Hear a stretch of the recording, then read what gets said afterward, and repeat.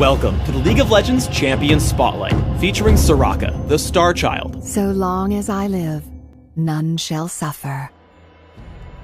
Soraka is a ranged support champion who excels at buffing her team, healing, and preventing a lot of damage. Additionally, she has a number of strong offensive uses.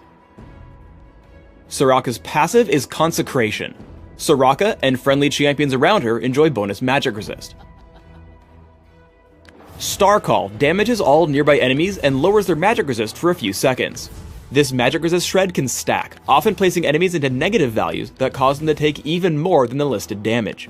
As a support, I recommend 1 point in Star Call early, but due to how dangerous it is to stand in close range, max it last.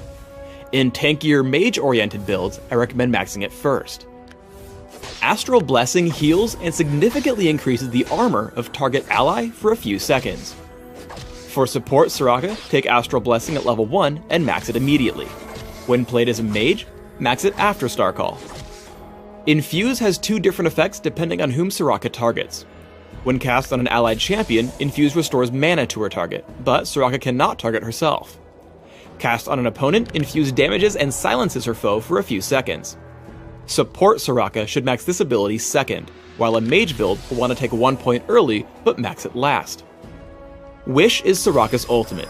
When cast, Wish immediately restores a large amount of health to all allied champions on the map, herself included.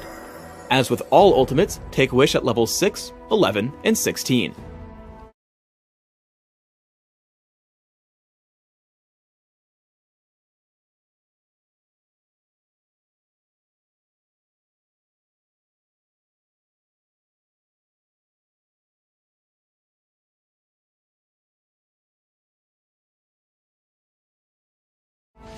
Because of Soraka's great attack range and ability to heal herself, you should try to harass your lane opponents as much as possible.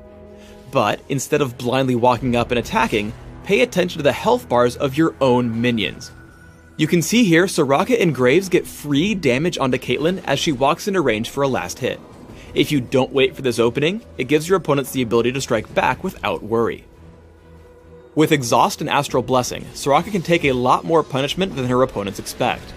Though she gets caught out by Sona and Caitlyn, she exhausts the enemy carry and heals herself once Crescendo ends.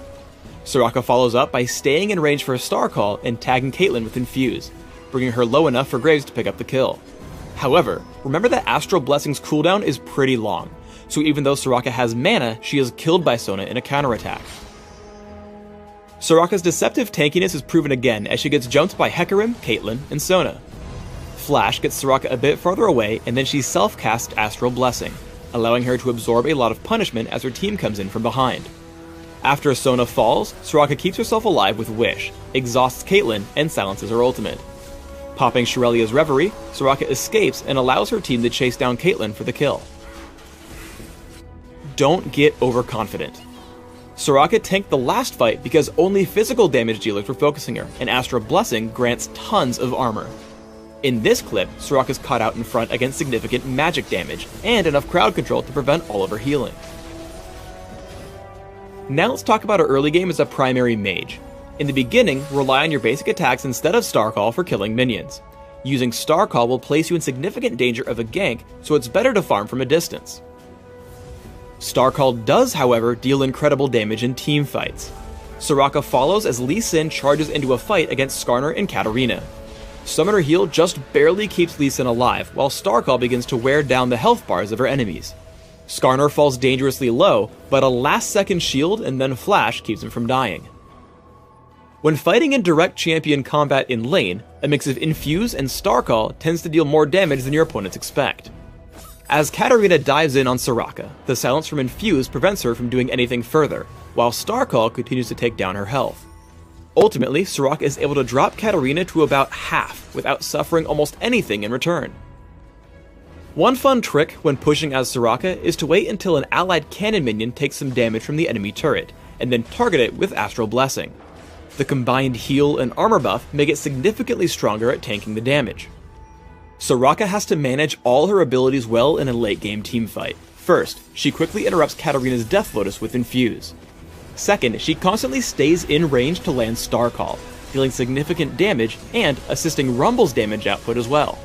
Third, after the opposing team counterattacks, she makes sure her full team can benefit from Wish, keeping Rumble alive until they can bring down Caitlyn. The continued use of Star Call and Infuse at this point serve to bring Sona extremely low and take down Caitlyn in a one-on-one. Astral Blessing completely shuts out Caitlyn's damage output before she turns to grab Sona and then move on to Skarner. Flash and Exhaust keep her out of Skarner's reach as Star Call continues to drop his health bar, picking up an ace with only 2 deaths on her side.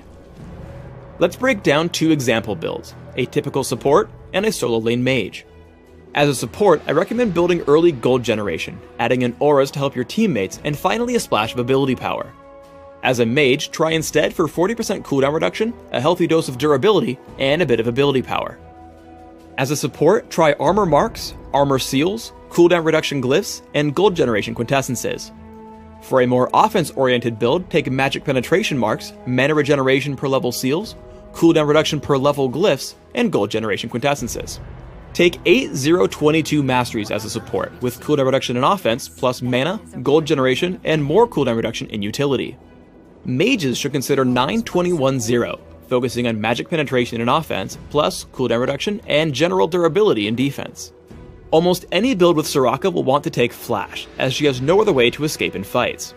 Aside from that, support Soraka with Exhaust will be able to weaken threatening enemies, while a solo lane Soraka should take Heal because she wants to be the last champion standing in a fight as she relies on Star Call stacks. For support items, I recommend opening with a Fairy Charm plus multiple Sight Wards and 1 or more health potions. Upgrade quickly to a Philosopher's Stone and Heart of Gold before adding Boots of Speed. If you can grab it before about 15 minutes in, Cage's Lucky Pick will also set you far ahead. From here, start adding in items that will help your team at large, such as Shirelia's Reverie, Aegis of the Legion, Locket of the Iron Solari, and Zeke's Herald. Finally, adding a Rabadon's Death Cap at the very end will increase the potency of your heals, keeping your team alive longer. For a more carry-oriented build, start out with Boots of Speed and Health Potions, adding in a Philosopher's Stone early. Rush a Rod of Ages, upgrade to Defensive Boots, and start on Frozen Heart. From here, adapt your build. Ryle's Crystal Scepter, Abyssal Scepter, and Rabadon's Death Cap are all great options to increase your durability and damage output.